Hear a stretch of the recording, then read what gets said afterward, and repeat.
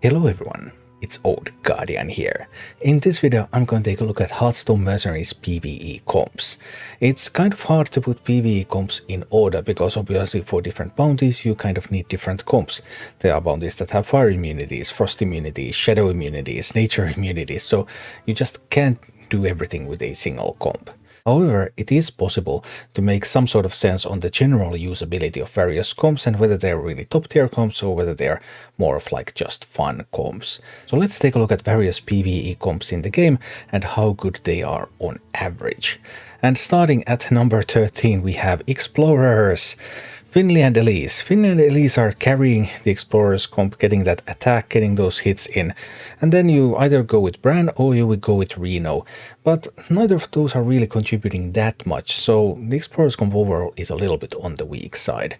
Explorers comp, like most comps, also has Cookie on the bench for those appetizers. Whenever you have space, you just put Cookie on the bench, because plus 9 health for everybody makes such a big difference. At number 12 we have Murlocs. Sir Finley has kind of revived Murlocs a little bit, but not enough.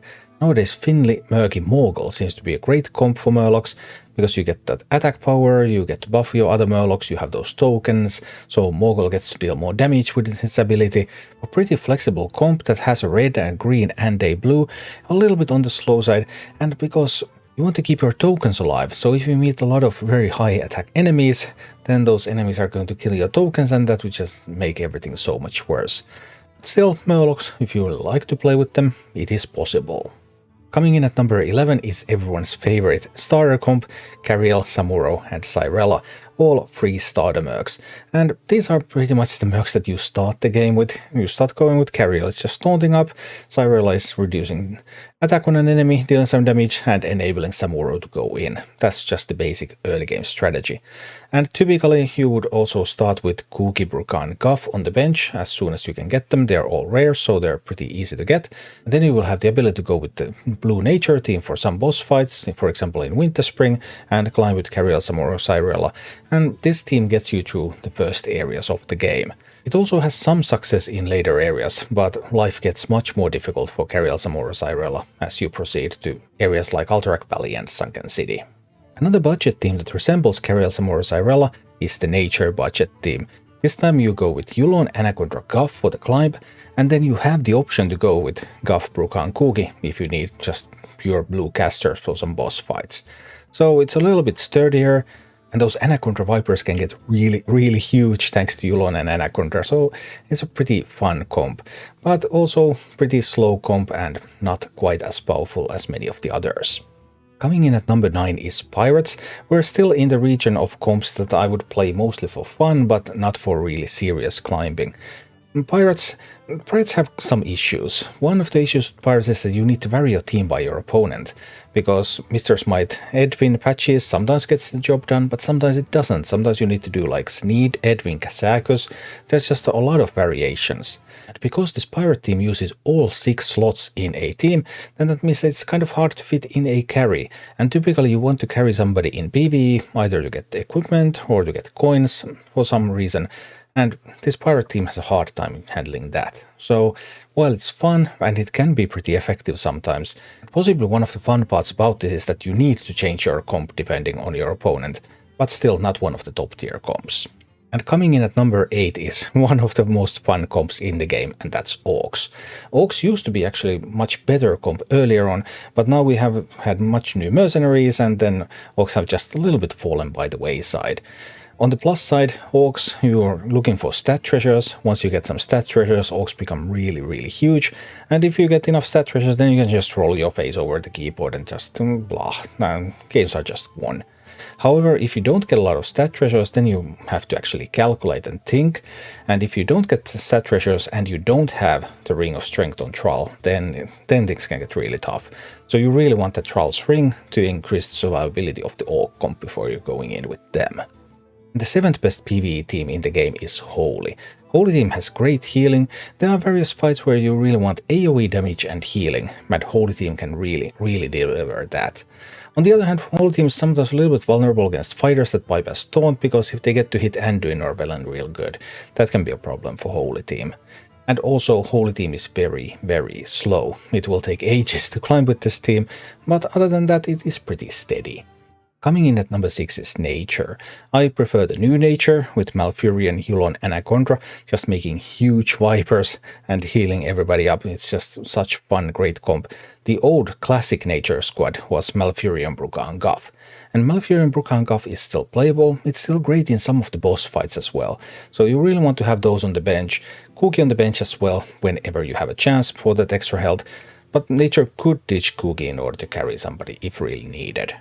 The thing that is holding Nature Squad back is that Nature Squad is also a little bit on the slow side, and maybe it lacks a little bit of AoE as well, but it is at least faster than Holy. The 5th best comp in Mercenaries is the Yashuras comp. You use Yashuras' first ability, so Yashuras will grab attack from friendlies, and then it will start hitting, and when it death blows it will keep hitting. So Murky summons minions when it comes on the board, Kazakus, you can also summon a minion, and then you will have a lot of minions for Yashuras to draw attack from, and then Yashuras just goes boom, boom, boom. So this comp is super fast. When this comp works, it really, really works. It is the fastest comp in the game. However, if opponents have too much health, sometimes this comp hits a wall, and then suddenly Yashuras can't get the job done. Or there's some really fast blues and they all shoot at Yashuras, and then Yashuras tries to attack and Yashuras dies. So there are various ways that this comp can fail in a bounty, and that's the thing that keeping it from being one of the absolute best comps.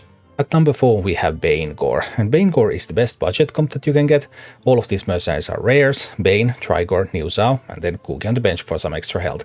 And this is just very, very powerful comp because Trigor deals tons of damage, Bane has super great healing, and New Zhao is able to protect the others. So it's just, the synergies are just incredible. The comp, even though it's 3 protectors, and that kind of doesn't make sense. Why would you go in with 3 protectors? But they can take caster fights, they can even take some elite caster fights. That's just how strong Bainegore is. The 3rd best comp in the game is Dragons. Yulon, Nefarian, Sinestra. Usually you don't need anything else, I mean Cookie on the bench of course, but sometimes I like to have Onyxia available, so that sometimes if the colors are right then you can bring in Onyxia as well. And the strength of Yulon, Nefarian, Sinestra is that they're almost unkillable. Dragons are extremely durable, but only if you have the Pearl of Yulon equipment on Yulon. So don't really play these without Pearl of Yulon, then they just take too much damage. But with Pearl of Yulon and a little thinking, this comp can just do just about anything. Its main downside is that it's very, very slow. The 2nd best comp in the game is Frost. Localar, Varden, Jaina, then Belinda and Cookie. So you can alternate between which of the 4 you use depending on the colors of the opponents, and Frost has so many tricks. You have Water Elemental, then you have Freeze from Warden, you have abilities from Localar.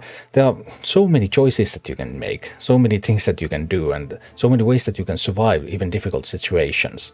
And usually when you're playing Frost, the opponent will start by targeting Jaina, and Jaina has her ice block, so okay, Jaina is almost impossible to kill, so Frost is very sturdy in that sense, and also thanks to Localar's Frigid Winds, which gives spell damage also to other minions in your party, there's surprising damage potential in Frost. And the best PvE comp, the premium PvE comp in the game, is Fire. Fire is super fast. You want to use Belinda, Ragnar's Geddon for the most part. Water Elemental just adds so much survivability. Whenever you have to do like difficult content, Belinda, Ragnar's Geddon is the team that can get you there. Typically I have Gigi on the bench. Gigi is excellent if you for some reason happen to lose somebody, and of course Cookie for those appetizers. If you're doing a little bit of an easier bounty, then you can add Yulon or Brann to replace Belinda, and then you just click, click, click, no targeting, super fast. Not quite as fast as Yashuras, but almost as fast as Yashuras, and it's more durable, it's stronger, it is by far the best PvE comp in the game. Thank you for watching. Click like and subscribe if you enjoyed this, and a special thanks to all of my Patreon supporters, YouTube members and Twitch subscribers who make all of these videos possible.